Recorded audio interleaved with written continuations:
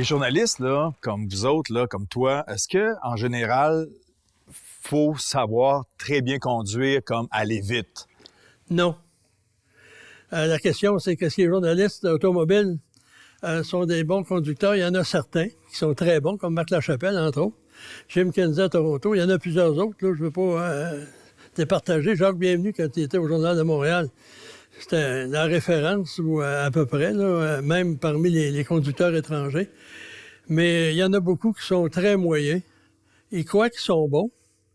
Mais il y en a un, entre autres, personne ne voulait rouler avec parce qu'il donnait un coup d'accélérateur, il enlevait le pied, il recommençait, tu t'en vas, tu roules de même. Puis moi, j'ai pas de problème avec lui. Qu'est-ce que tu fais? Je détourne le sujet. On parle plus d'auto. On va parler de la photo. Il était un bon photographe.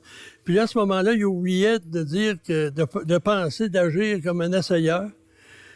Puis j'avais pas de problème. C'était un gars très intéressant. Mais aussitôt qu'il parlait d'auto, ça recommençait.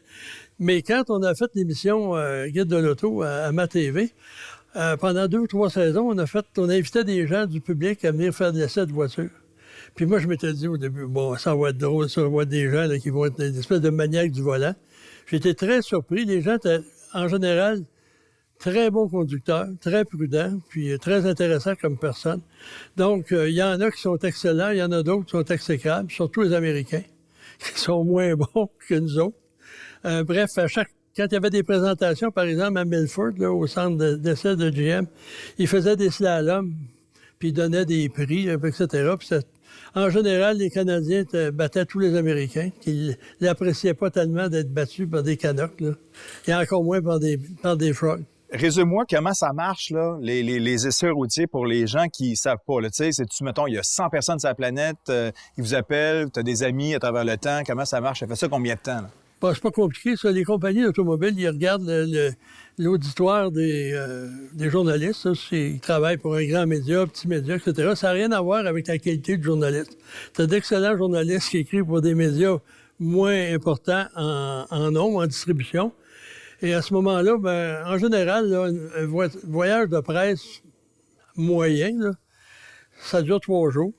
Peu importe souvent la destination. Moi, j'ai déjà été à un voyage Mercedes en Espagne. On est parti le mercredi, puis on est revenu le vendredi de la même semaine. Tout ce que tu peux dire, c'est que tu es allé en Espagne, tu as conduit l'auto, tu débarques de l'avion, tu pars, mettons, Montréal, Dorval à 8 heures le soir, tu arrives à Madrid ou peu importe en Espagne, on débarque, puis il y a un petit buffet. Ils nous font une petite présentation très sommaire de la voiture.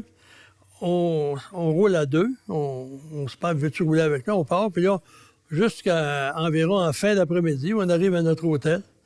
Avant, ça durait 1h30. Aujourd'hui, ça dure 20 minutes. Puis après ça, il dit, bon, on va aller au bar. Ça te donne une idée de transformation.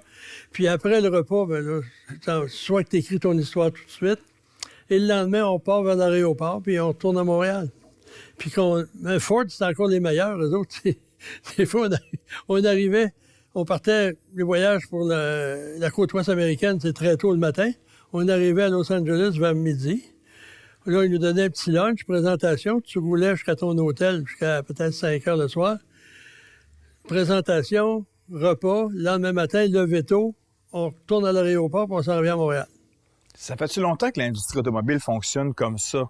Tu sais, d'inviter, puis il y a combien de personnes qui sont invitées à chaque fois dans le monde? C'est assez que ça dépend des constructeurs, mais en général, les autres, ils ont jugé que ça coûte moins cher à inviter, mettons, 300 journalistes à un événement que d'envoyer 200 voitures dans différents pays. Je me souviens, on est allé en Afrique, puis là, en plus, c'est facturé, ça. Mettons que Jeep fait un événement en Afrique, puis ils vont facturer Chrysler Canada, Stellantis maintenant, ils vont facturer Jeep USA, et ils vont facturer chaque pays. Puis nous autres, on était du Canada 4 ou 5. On est allé en Afrique du Sud, on est allé à une couple d'autres pays autour.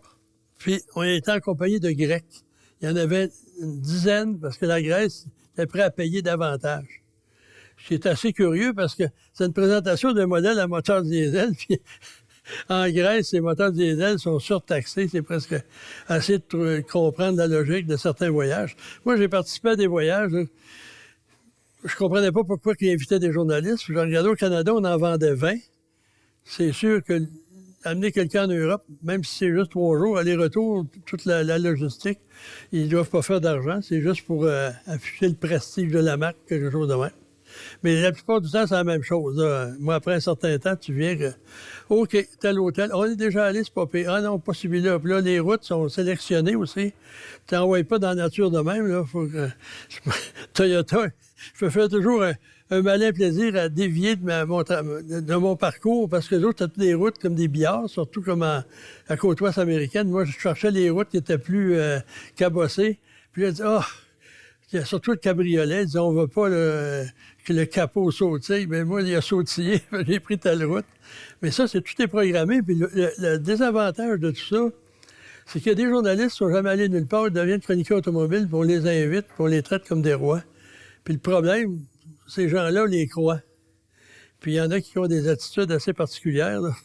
Ils se prennent, hey, il m'a appelé, bonjour. Mais souvent, tu vas rencontrer, tu quittes ton travail, tu changes d'emploi, puis le PR qui t'encensait, tu vas le rencontrer sur la rue, tu le reconnaîtras. Il ne dira même pas bonjour. Parce que il est plus sur le travail. He's not on the clock, comme disent les Américains.